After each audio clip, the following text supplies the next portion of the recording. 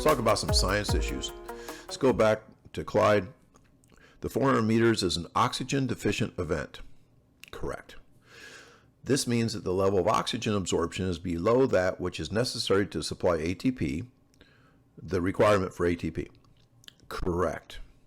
The energy used during the 400 meters is derived from the breakdown of high energy phosphate compounds, that's ATPs, and from the splitting of glycogen into lactic acid. Correct. He's really smart for a PE teacher. He's a PE teacher in Arkansas before he went to Baylor. The 400 will rely primarily on the two anaerobic systems. Correct. The ATP PC, that's just available ATPs that are in your cells at all times, and the fast action lactate acid systems, which is the glycolysis stuff. 100% true. This is 100% true. So why do we train aerobically then? Or at lactate threshold constantly?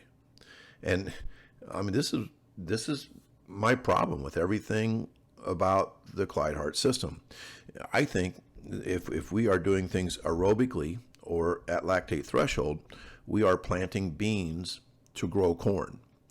Once again, why did it work for him? Well, because he's Clyde, because it was Baylor, and because he recruited the best athletes in the world, and they were super fast before he even met them, and he did good work with them. I mean, they responded to his training. You have to give credit where credit is due. They responded to his training. Would I plug his system into any high school in America? No. So let me tell you the story about lactate threshold. This is crazy. Marathon runners exhibit near resting levels of lactate despite total exhaustion at the end of the race. In other words, if somebody runs like a 2:08 marathon, is that hard? Holy cow, it's hard. I mean, they just ran 26 miles and all of them are like in 4:40 something. It's unbelievable. I mean, my fastest marathon I ever ran, I ran 4 of them. I was actually, they announced the winner as I was crossing the 13-mile mark. I mean, they had finished and I was half done. So here's my point. No matter how hard the marathon is for somebody to run a 2-hour, 8-minute marathon, they still have resting levels of lactate because that energy system is never used. So why would you train at threshold levels? You know, threshold means you run just fast enough, like as fast as you can without producing lactate. Why would you train at that level to produce somebody who's going to use glycolysis during their race? I mean, it's just, you're planting beans to grow corn. But don't you need endurance to finish strong? This is, I think we learn by stories. This is John Hewitt. When I went to Franklin, Tennessee, John was my fastest guy. I asked him, I said, John, what was your time last year? And he said, I ran a 51 in the 4x4. Wow, that's great, John. How about you 100 and 200? He said, Coach, I'm not a sprinter. I go, what? You run 51, you're not a sprinter? He goes, no. I said, well, did you ever run the 100, 200? He said, no. I said, well, we're going to turn you into a cat. And he looked at me funny. And so anyway, I trained him like I train my athletes. I train them to get really fast. And so at this meet held at Vanderbilt in the second week of April, really young, early in the season, and he's only a junior, he runs 11:01 in the 100. He runs 22:02 in the 200. I mean, this guy got fast. And then the 400, he ran 47:99. 47:99, a 5'7" generic looking guy that looks like a wrestler runs 47:99 in the second week of April. So you know, everybody started calling him White Lightning and stuff, and you know, he became kind of a famous, you know, like that fast guy from Franklin thing. But there was a really fast guy in Knoxville, Tennessee, that was running 46 low. And so I knew there was going to be trouble at the state meet. And sure enough, John went out and chased him the whole way. And, you know, John was, you can just tell he was a worker and a competitor and all that kind of stuff. But he just didn't have enough to, you know, to run a 46. So John ran a 48 low, I think. And he kind of faded late because he'd run too hard, and one more guy passed him. So John did not even win the silver. He won the bronze. And so I knew there was trouble when his parents wouldn't speak to me after the meet. So fast forward next school year, the dad comes in and says John's not going to train with the team this year. Instead, he's going to train with his AAU coach. And she was a Clyde Hart person, and that John needed more endurance.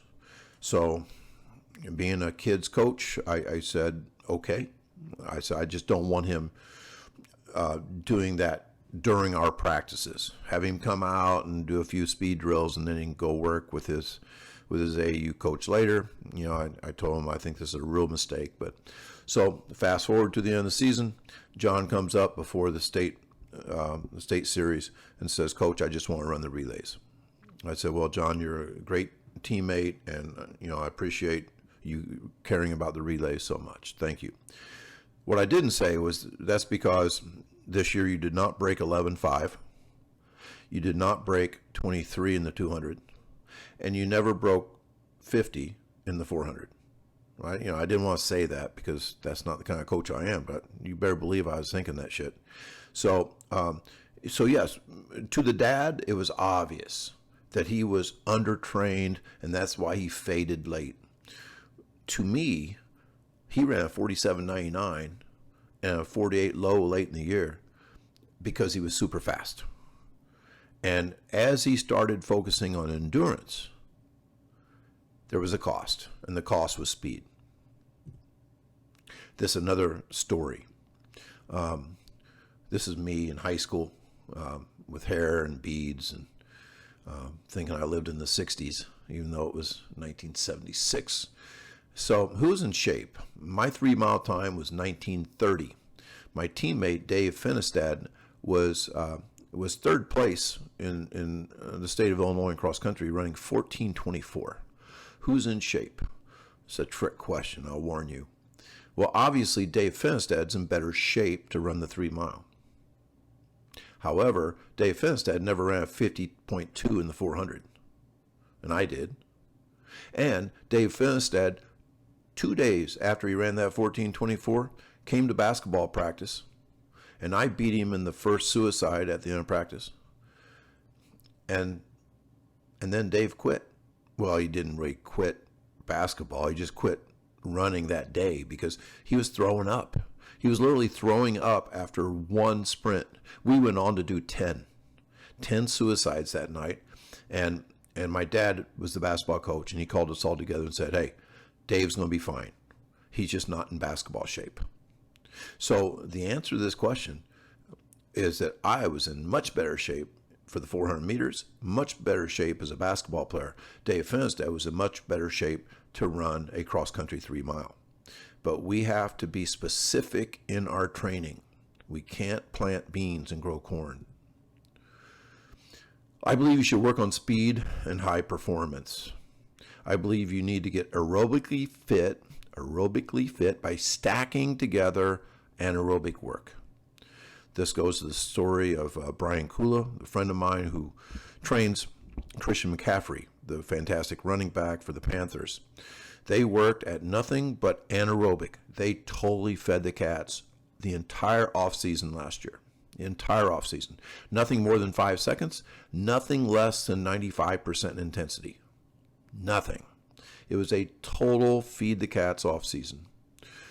And they had to do one of those stupid endurance conditioning tests when they went back for a training camp. And you would think that it'd be one of those things where, well, he's not going to do well, but you know, at least he has good specific, anaerobic work behind him. Hell, he won. Christian McCaffrey won their conditioning test. He was aerobically fit.